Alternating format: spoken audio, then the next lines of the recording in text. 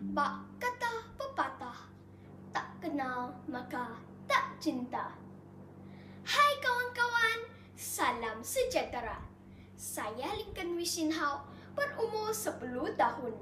Saya belajar di Sekolah Jenis Kebangsaan Chong Ho Nombor 5 yang terletak di Kuching, Sarawak. Kod sekolah saya ialah YCC 1301. Saya dikenali ulat buku di sekolah kerana tangan saya tidak pernah pisah dengan buku-buku cerita. Buku merupakan teman sejati yang selalu ada di sampingku. Hari ini saya ingin resensi sebuah buku kegemaran saya yang bertajuk Ceritalah Lagi Dua. Buku Ceritalah Lagi Dua diterbitkan oleh Dewan Bahasa dan Pustaka Malaysia. Ia merupakan buku cerita pendek yang disusun dan diolah oleh Jamiah Abu Bakar. Buku ini mempunyai 69 muka surat. Saya suka akan buku ini kerana buku ini mempunyai ilustrasi yang menarik. Gambar-gambar memudahkan saya membayangkan latar cerita dengan lebih jelas. Tahu tak kawan-kawan, buku ini menampilkan 10 cerita pendek termasuk cerita moden, cerita rakyat Malaysia, cerita rakyat dunia, puisi tradisional dan puisi moden. Saya cuma membeli buku ini dengan harga RM12.80. Amat berbaloi, kan? Salah satu cerita pendek yang paling saya suka dalam buku ini adalah cerita Mahsuri. Mahsuri bukan sahaja seorang gadis yang cantik rupanya, malah dia juga pandai bersilat. Disebabkan kecantikannya, ramai orang termasuk salah seorang murid Tok Guru yang bernama Teruna iri hati terhadap perkahwinan Mahsuri dengan Lela. Rancangan jahat daripada Teruna telah menfitnah dan menjatuhkan maruah Mahsuri dan Lela.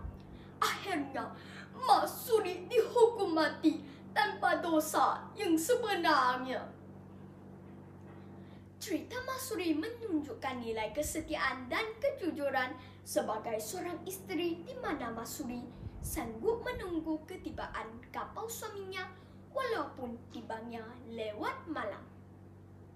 Selain itu, kita harus menyiasat sesuatu perkara dengan teliti sebelum menuduh seseorang kerana tuduhan palsu boleh tersebar macam api liar sampai hangus menjilat reputasi orang. Dalam cerita ini, Mahsuri dituduh duduk berdua dengan lelaki di tepi pantai walaupun ianya langsung tidak benar, sehingga akhirnya dijatuh hukuman mati.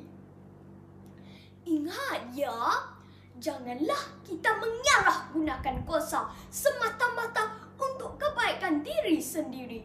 Menfitnah itu akan membawa padah.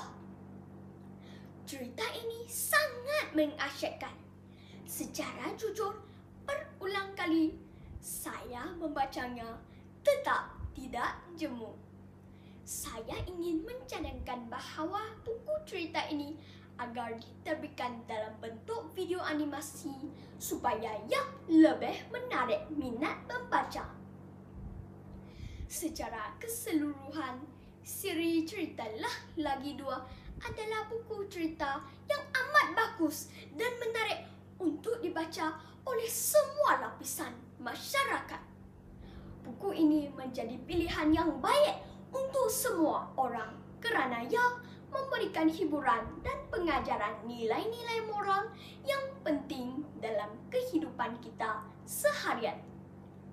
Akhir sekali, izinkan saya melafazkan serangkap pantun rekaan sendiri. Mahsuri terkenal cantik rupanya, legenda tersohor sepanjang masa. Jadikanlah insan jujur dan setia, supaya disenangi kawan kita.